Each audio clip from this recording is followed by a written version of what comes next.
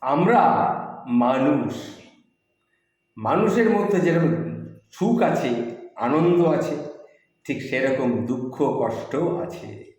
তাই আমরা কাঁদি। কিন্তু আমার আজকের বিষয়টি হলো, আপনি কার জন্যে কাঁদবেন? কার জন্যে কাঁদবেন আপনি? যে সাহস করে আপনার হাত ধরতে পারেনি তার জন্যে, নাকি যে আপনাকে মিথ্যে স্বপ্ন দেখিয়ে ধ্বংস করেছে তার জন্যে? কার জন্যে আপনি কাঁদবেন সেটা চিন্তা করে দেখুন। যে ভালোবাসা নামক পবিত্র শব্দটাকে বিষিয়ে তুলেছে তার জন্যে কি কাঁদবেন, নাকি যে হাজার মিথ্যে কথা বলে আপনাকে ঘিরে রেখে দিয়েছিল তার জন্যে আপনি কাঁদবেন? যে বাহ্যিক সৌন্দর্যকেই সব কিছু বলে মনে করেছিল তার জন্যে কি আপনি কাঁদবেন? কেন কাঁদবেন আপনি? কখনো আপনি কাঁদবেন না, কারণ কাঁদার জন্যে কিন্তু আপনি এই পৃথিবীতে আসেননি, এটা মনে রাখবেন। যারা আপনার ছিল তারা কখনো চলে যেত না।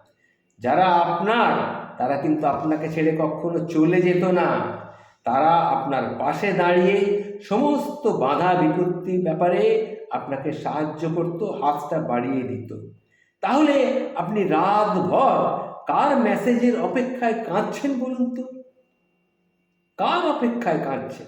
যে আপনার জীবনে গুরুত্বপূর্ণ সে কখনো এইভাবে চলে যেত না। তাই বলছি বন্ধু, পেছন ফিরে তাকানোর সময় শেষ।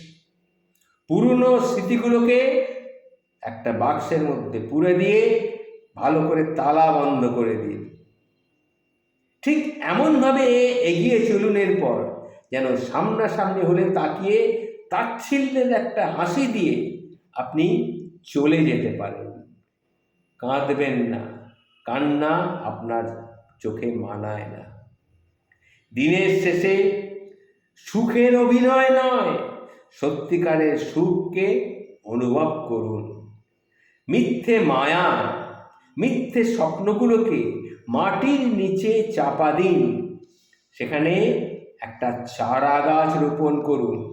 কিসের চারা গাছ জানেন? সত্যের চারা গাছ, সাহসের চারা গাছ, সততার চারা গাছ। কারণ ভালো থাকা আপনার হাতেই রয়েছে। অন্যের হাতে মোয়া আপনার ভালো থাকাকে আপনি কখনোই হতে দেবেন না। তাই বলছি বন্ধু, নিজেকে নিজের মতো করে বাঁচুন, অন্যের হাতের মোয়া হয়ে যাবেন না। আপনি কাঁদবেন না।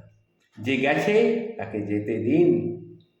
কারণ পৃথিবীতে আপনার কাঁদার জন্যে আপনি আসেননি। যে কদিন থাকবেন সে কদিন আপনি আপনার মতো করে আপনি আপনাকে নিয়েই বাঁচুন।